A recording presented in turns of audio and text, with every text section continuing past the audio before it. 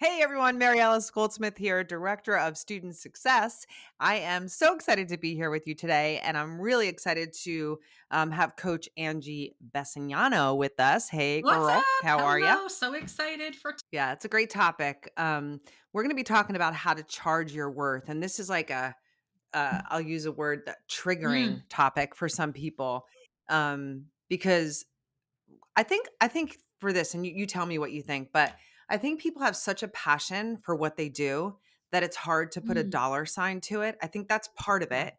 And then I also think that there is just psychological money blocks that we all have in one way or another. And so that tends to come up when you're trying to put a dollar sign on this passion. So we're gonna rip this apart today. Yeah, we are. I think that's one of the first things that you said is 10,000% true is that, sometimes when we like want to make this movement as a speaker, we become speakers for a reason, right? There's a passion behind Hmm. it. Most of us don't come out of the educational womb like 18 years old, I want to be a speaker, right? We go through some things in life, experiences, observations, and we say, I want to do something about that. Um, so Hmm. now when we want to assign dollars to that, it somehow doesn't feel like right or ethical or like there's definitely Hmm. mindset behind that. How do we get paid doing what we love? I don't know. Does that mean that we're used to getting paid for doing what we hate and it's supposed to be that way? I Like I'm mean, just saying, it's right? true. It Um is true, like, that has become a norm mhm. in a lot of people's worlds, right? And, Yeah. you know, as you and I know, there is a whole big mother-father story attached to this, like, what you've come from, generations of stories, like, money doesn't grow on trees or, we don't have enough money or, like, you hear that and it gets imprinted in your brain as you're a very young child, and we don't realize, and our parents didn't realize, they didn't do this on purpose, like, we love our parents, but these comments, these, like, fly by the seat of your pants comments actually do make an impression. Similarly to, and we won't go down this route, but it is similar to, a daughter watching her mom say, "Oh, I'm so fat. I'm Oh, so fat in sure. these jeans. I'm so," Yeah. right? So we do have to be a little careful about the things that we say in front of our children because they do make an impression and they do get printed on the brain. Yeah, it And becomes so like the let's belief talk system about. about money, your belief, Yeah. the worth, your Yeah. value. Money doesn't grow on the trees. Mhm. Pennies equal dollars. That's what my mom used to say. Pennies equal dollars. Don't throw a penny away. And I'm like, okay, but it was only a penny, There you right? go. So, and I think also, though, I also think that some people assign their own personal worth and value to how much money they make Mhm, overall, right? mhm, If like somebody comes for into a sure. room and says, "Well, I make $30,000," some people are looking at them going, "Really?" So I think that there's more to that belief system. So it's what we learned and then it's also what we're observing, right? I think that I've had a lot of students come to me and say, "I have to make this much because if I don't, well, what happens if you don't? Are you keeping the lights on and the Mhm, belly full?" That's important, which we'll talk about, sure. but they feel like a failure if they're not making a certain amount of money at the end of the year. Mhm, Um, so I think that yeah, plays into it as well. But what we're talking about, how do you decide what you're supposed to charge? And I think that there's two sides to that. What do you need to make mhm, to keep the lights on and the bellies full? And what will the market bear? Right? Like, how much can you actually charge? Because listen, we could say, oh, we want to make $1 million a year. Welcome to it, folks. We all want to make sure, $1 million a year. Sure, why not? But sure. what is your contribution going to be? Right? What is it that is Mhm, going to make that a reality instead of just some pie in the sky number?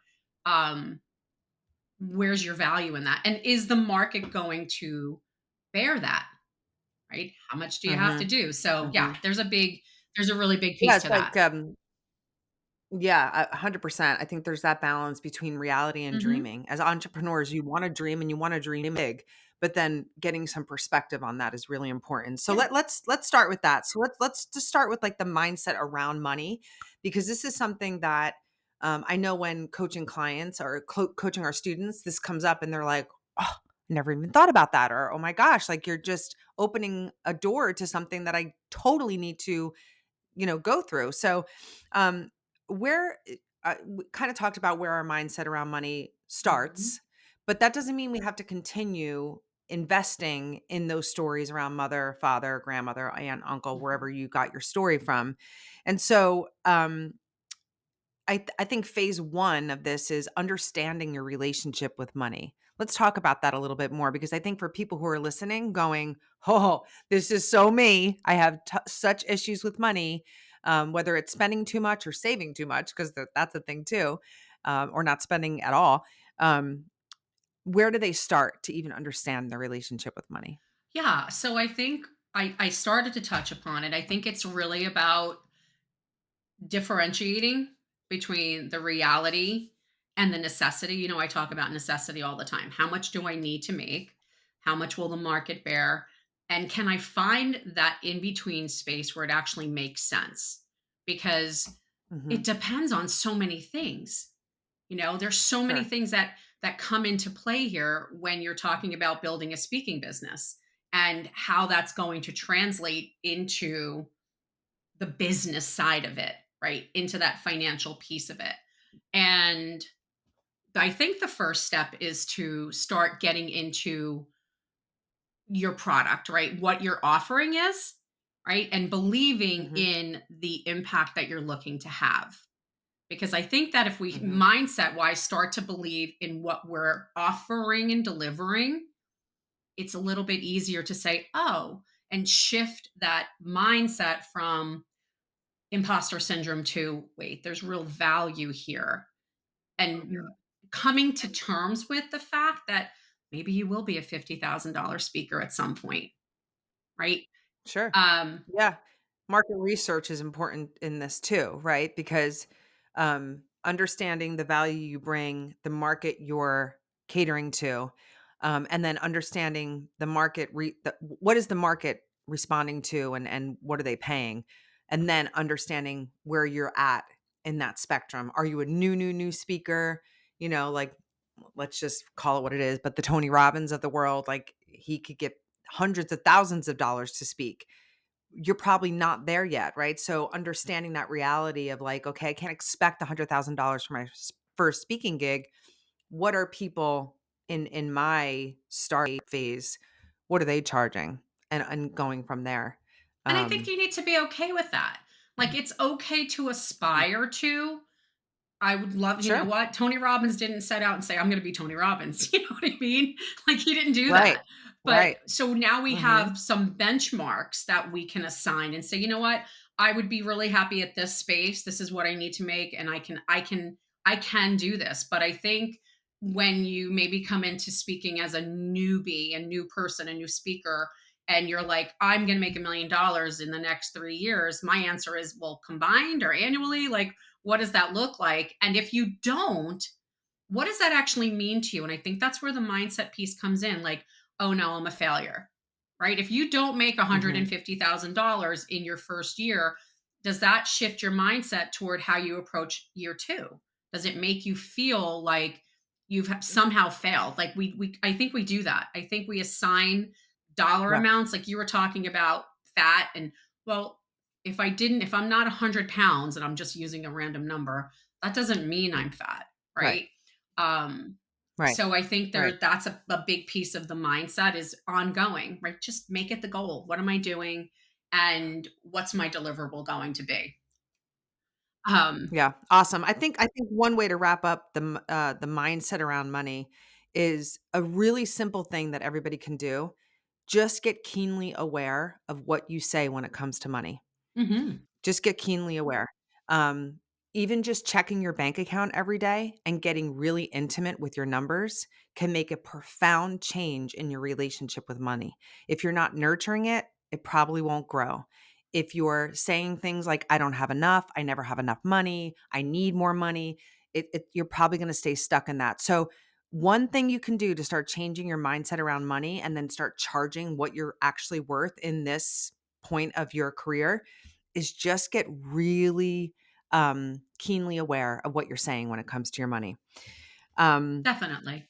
Yeah. awesome. Okay, let's talk about the expert piece of Mm. this, because I think sometimes when you're a new speaker, it's hard to walk around saying, "Oh, I'm an expert." And not that we're not saying you should, but you absolutely should remember that you are an expert, especially if you've gone through the speaker lab and you've done all the work to build this business. You have definitely honed in on your expertise and experience. So let's talk about that and how that plays into charging your worth. Yeah, so I think, there are some rules of thumb, right? We're not going to just pull numbers randomly and say, oh, this is what I'm going to charge. There are some pieces to it, which we talked about. First, you're going to say, okay, what do I need to make?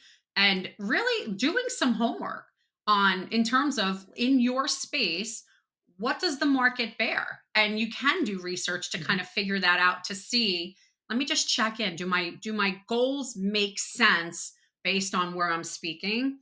But again, just because you come to your first, let's just say it's your very first speaking gig, right? And you're having that conversation with the decision maker, the gatekeeper.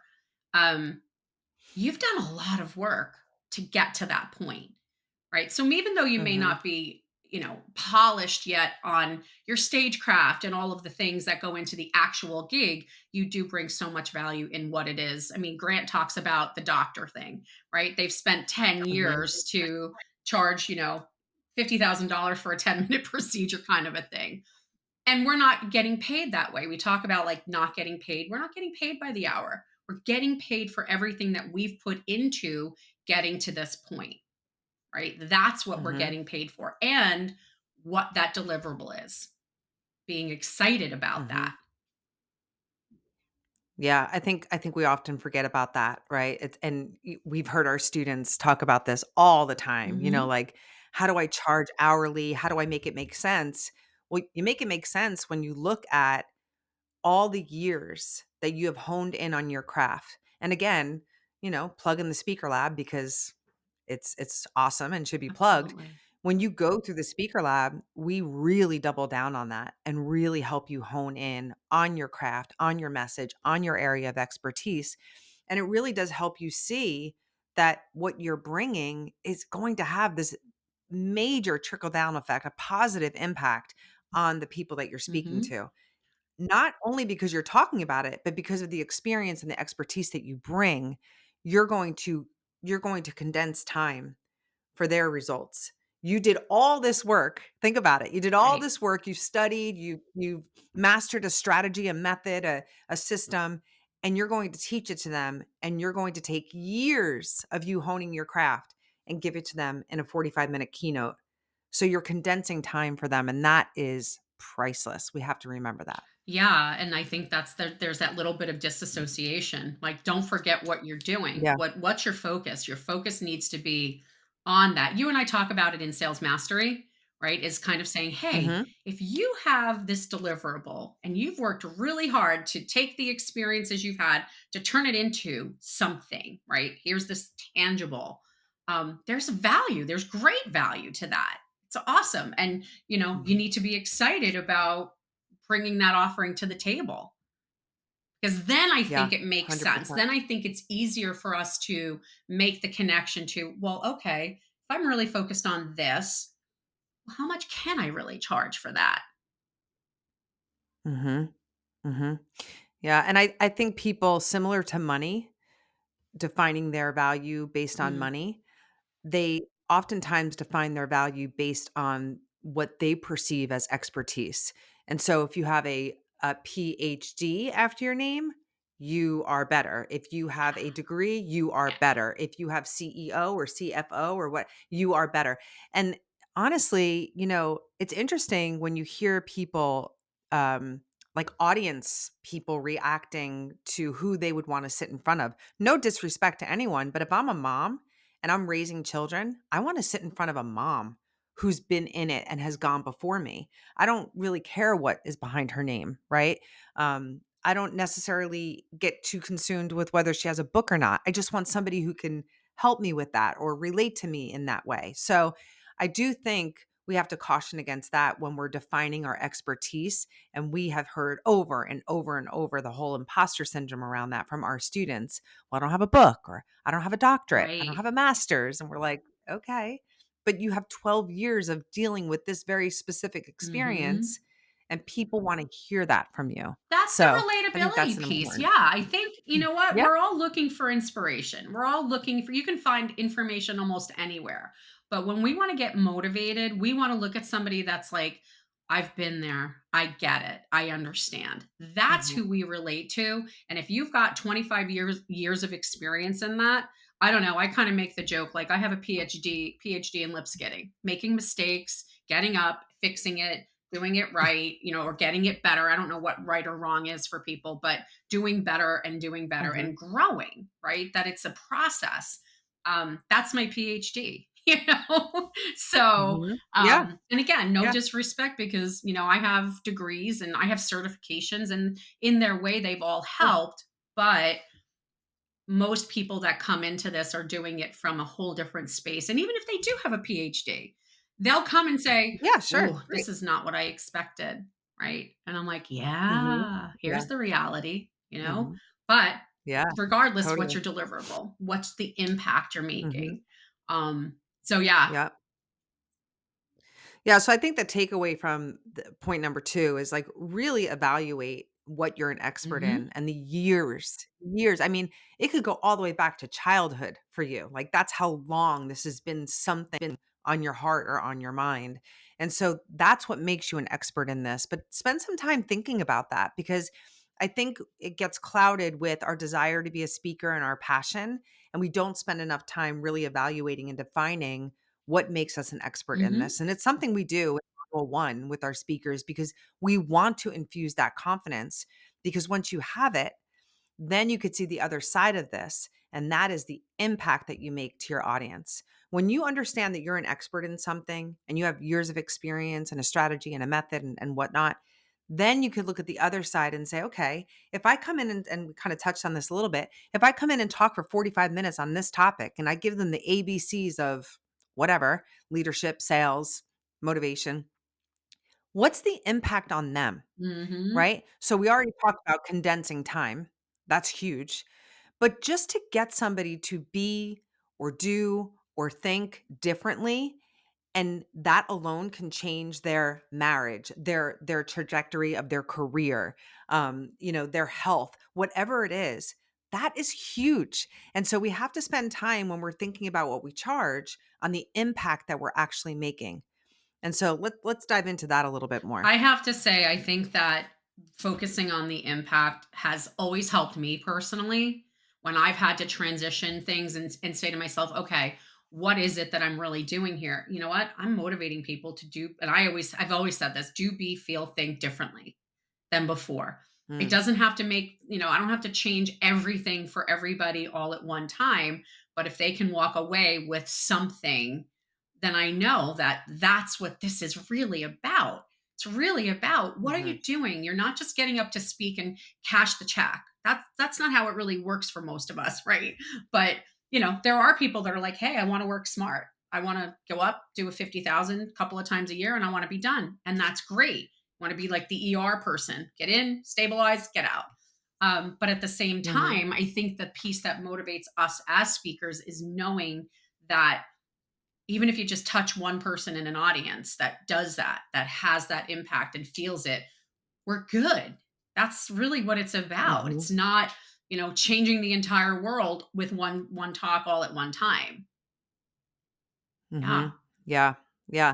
That impact is important, focusing it's kind of like bookends, right? What are you an expert in? And what's the impact that you're going to make? And when you look at that, it can open your mind to this whole concept of what to charge. So let's talk about this because I know people are like, well, tell us, how do we know what to charge and when to charge it and when to give ourselves a raise? So, like, I'm a new speaker. I'm just getting myself out there. I just went through the speaker lab. I feel confident. I have clarity. I'm ready to rock and Yeah. roll. So, how do I know what to charge besides using the speaker lab tool that we have on our website? Check that out, the speaker fee calculator. But besides that, how do I really know what I should be charging? Yeah. So, I mean, I think as somebody who's new, right, you do have to do a little bit of research for sure, right? You definitely have to say, let me not just pull a random number out of the sky and say, well, I think I heard that I should be charging $5,000. I actually had a student say this a couple of weeks ago, and Mm. they've never spoken. They have a great product, right? That could be great impact. And they said, I think I should be charging 5,000. And I asked, well, how did you get there? Well, that's what I've been hearing. So I get it. In this community, you hear that number a lot. 5,000 is the number. And Yeah. maybe it actually is, but you need to check on Yeah. that because we also talk about if you're speaking to, if you're speaking in, depending on the environment, right? Maybe some certain spaces don't pay as much as others. So again, setting a realistic goal. If you're going into like Mhm. nonprofit, we know historically, statistically, they don't pay as much. It's not that they don't pay. So if you're looking to make $5,000 or $10,000, it's probably not going to happen there. So you have to kind of check that. Mhm. Now, if you're going into huge organizations and we know that most organizations have a budget for growth, development, all of those things, associations, conferences, there's a budget for that. What's the budget? Yeah. So I think initially, though, I think everybody looks for, but really, really, come on, tell me, how do I start? So we've told them, right, $1,000, right? So I usually give a little bit of a range. I usually say 1,000 to like $2,000 when you first start speaking, um, Mhm. and making that, and be confident with that. Well, I think that's the big thing, what you just said, right? If you wanna charge 5,000, you have to do a gut check. Hmm. And if you're like, "Oh my god, that freaks me out," you might not be ready to charge 5,000. So do a gut check. Then once you do the gut check, then you have to do the market research. In speaking about nonprofits, there is a website that you can go and review nonprofit, their budget and their fiscal year. You will be blown away with the millions and millions of dollars that nonprofits, not all of Hmm. them, they have, and they need to spend because of grant money. So but you wouldn't know that if you don't do the research. Hmm. And so you have to do the research and you have to do a gut check. And then you have to understand what is the market. If you're in corporate, it's a little different than nonprofit, right? If you are in nonprofit, it's a little different than faith based. Not that these don't pay, but when you're first starting out, you have to come with knowledge and you have to come with that confidence. And the only way to do that is to market research and gut check. Really, really Yeah. important. And the gut check is definitely the piece that brings our confidence. Cause like you said, there were times when in my career where I was like, you know what? I think it's time. I think it's time for me to up my game a little bit. And it wasn't time like in Hmm. terms of months or years. There were definitely cues that I was receiving from the market that were kind of telling me maybe it is time, right? Maybe it is time for me to Hmm. go from 1,000 to 1,500 to 2,000 and make those incremental jumps, if you will. And a lot of Hmm. students come to us and ask us that, like, okay, so if I do my research, I do the gut check, and I now start having these conversations and I repeat it and I practice it and I say it with confidence. Okay, this is great. Am I getting more yeses? Right? Am I more Hmm. comfortable getting those yeses? And I think that's the space and the time where we kind of go, oh, it's time. It's time to move on. It's time to up that number. Um, Yeah. Less resistance means you're doing something very right. 100%. You're in that zone. I always say to people, when you get 5 easy Mm, yeses, give yourself a 500 to 750, maybe even $1,000 bump. But if you get 5 easy yeses in a row, yes, yes, yes, yes, yes, get but that raise. Even if you get like a no here yeah. and there or whatever, but you have you've done 10 calls and you've gotten 5 yeses, give yourself a little Yeah, boost. no, I think that's a And great that's a good way to number. kind of gauge it. I don't know if I've had Yeah. anybody ask me like, "Well, how many S's do I actually need to get? What does that look like?" But I think if you say to yourself Yeah. like, "Hey, my conversions are pretty high." If I did 10 calls or Mhm. 10 outreach and I had 10 calls with somebody and, 5 of those turned into yeses, I'm at a 50% conversion. That's good enough for me. That means I'm Yeah. in the Raise right place. day. Right, absolutely. I'm getting a raise today. Raise Self-imposed, but And the opposite is a good gauge, right? If you had absolutely. 10 calls, no, no, no, no, no, no, no, maybe you're too high, Yeah. right? And maybe you need to kind of reevaluate. And that could also be just the sales strategy itself, Sure. which, we do the sales Yeah. mastery workshop with our students, which is amazing. But um, But I think that is a good gauge. People like a gauge, you know?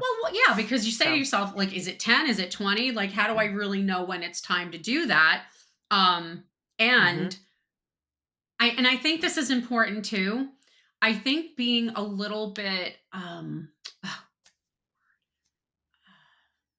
The the word word, a little bit a little cautious cautious or and reserved? reserved, maybe, because the thing that we don't want to do is we don't want to start off really high and then go, Mhm. okay, I'll just do it for less, because that again shifts our mindset and it breaks our confidence down. It's easier to go up than it is to come Totally. down. And that's just in anything across the board, right? So be conservative. There was my word. And in your pricing, Yeah. and give yourself some Mhm. room to go, okay, now I can go up, but at least I'm not coming down, right? There's value here beyond the Totally. dollars, of course, which we didn't talk about yet, but there is something that we can gain from this that is not always in dollars and cents. It's a relationship. It's, all the things that we teach Mhm. here, which is what other value, what do you need? Is there more than the dollars for you? Mhm. Yeah. I love what you just said, and I think the solution to that is know your market. Mhm. Know your market. That knowing your market, market research, and gut check. If those 2 things are in place, you are going to confidently place your initial prices in the right spot. Yeah. If you're just chucking numbers at a wall, you might you might fail and have to regroup, which is totally fine too. Like there's nothing wrong with failing at this, like you can rebound and reset everything, not a problem. But I want our students to be confident. And so doing that market research, doing that gut check and pricing yourself appropriately, I think you'll get faster wins than you will failures, and then giving yourself that little raise every 5 yeses or so. So, Well, I think what you um, just said too also speaks to that confidence really quick. Like if you're yeah, pulling yeah, numbers randomly, then you have no idea where your value sits, right? Then it's just about mhm, numbers and not about value, right? There's certain things. yep, and people pick up on that. Absolutely. People pick up on that Yep. energetically. When you're on that call and you're like, "Well, la, la, la, la," Yeah. stumbling over your words, and then you drop 10,000, they're like, what do you mean 10,000?" Right? So people pick up on that. So energy is also we have to remember money is an energy. It's an exchange, right? I'm gonna give you this money because you're going to give me this. And that energy needs to feel really good for both Mhm. parties. And so I think we often forget about that. And so pricing yourself appropriately, really coming in confident, that event planner or event manager is going to feel really good about writing that check to you and saying, yes, we want you. So that's important too, the energetic connection that money brings between two parties. Sure. Um, Definitely. yeah. Yeah. Okay. So what I wanna leave them with why they shouldn't charge too much initially. And you kinda touched Yeah. on this a little bit, with the confidence piece and, like, giving your business that room to breathe and grow and evolve is really important, but confidence is really key. You touched on that with charging too much and then having to lower your prices could be a confidence zapper. So, is there any other reason why, charging too much to start is a detriment? I think you hit on it just now, right? We have to give our this is for the people that are new, just coming out into Right. this. They've really never done it before, or they've been doing it and they haven't been getting paid. And they're not like, now they're kind of saying, Mhm. wait a minute, there's actual value here. I can do this. So, number one definitely is what we talked about. You don't want to go backwards, because I think that's a reputation killer, right? Is to go, Mhm. oh, well, this is my fee. And then it's like, well, it's like drawing a line in the sand and not really sticking to it. So I think that Yeah. ruins the whole uh, relationship that you're trying to build. And Mhm. I actually had somebody say, well, listen, but if I try to charge more, doesn't that kind of give off the impression that I've made it already? And I'm like, no, because if they ask you, really, so where have you talked, or where have you, and you don't have an answer to that, this is not a fake it till you Right. make it. This is let me, Right. let me put something in here. Let me let it bloom for a minute. Mhm. And maybe I am too low. and now I can go up even maybe quicker. Maybe I did under Mhm, market myself, but I do. I feel like it's, I mean, I'm calling it professional suicide. I think if you go in and then you don't have anything to back that with, that's not going to last. mhm, Maybe you'll fool one or two people. I don't even believe that, but it's really that relationship piece, because a lot of these event planners, even if they're not doing this full time, it's a small world. They know each other, they mhm. communicate.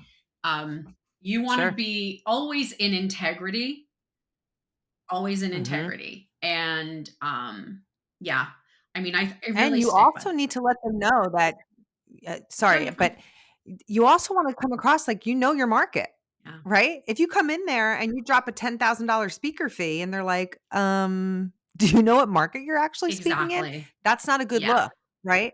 So, but yeah, all great stuff. I think the biggest takeaways for people that are listening today, because this is really an important topic, I think do your money mindset, really get in touch with where you are today with money and your relationship with it, Hmm. whether it's positive or negative, no judgment, but get into clarity about your relationship with money. I think the next thing is do your homework, research your market, understand what people are charging. You got the Tony Robbins and then you got the newbie speaker. There's a lot of space in between. So find those in between speakers so that you can understand, okay, this is a great place to start. And then this is a great next jump for me, right? Building out that 3-year trajectory for your business is important, but don't just throw numbers at a wall. Do your market research. And then I think really do that gut check, right?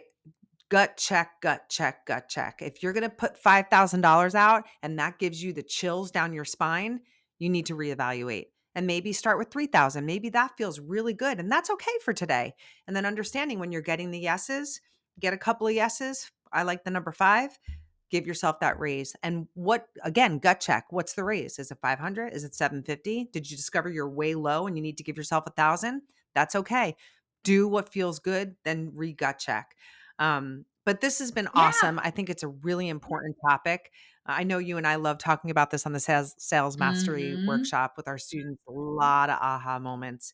Definitely. But understanding you are an expert, you are making an impact, and due to that, you want to make sure you're charging your worth, but then also understand the market. So, thank you so much Oh, for you're being here so today. welcome. It was great. I could go on and on about money and all the things. So I look forward to seeing how this Money, money, comes back money, after money. students listen and say, you know, Angie, I heard you say this. It's exciting. Yeah. Yeah, and listen, if you're curious, go and check out our, speaker fee calculator on our website at thespeakerlab.com just to get a little bit of an understanding. It starts there, it doesn't stop there, right? Because every market and industry is a little different. So do your research. Thanks for being here today. If you are thinking about becoming a speaker, come and check us out, book a strategy call, and we will definitely help you out. We'd love to see you on the other side. Yes. Have a great Bye day, everybody. bye.